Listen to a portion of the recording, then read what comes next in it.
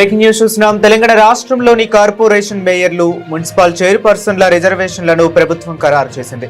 121 మున్సిపాలిటీల్లో ఎస్టీలకు 5, ఎస్సీలకు 17, బీసీలకు 38 మున్సిపల్ చైర్పర్సన్ పదవులను కేటాయించారు. మహిళలకు 50% రిజర్వేషన్లు వర్తిస్తాయి. ఈ మేరకు మున్సిపల్ శాఖ డైరెక్టర్ శ్రీదేవి ఉత్తర్వులు జారీ చేశారు.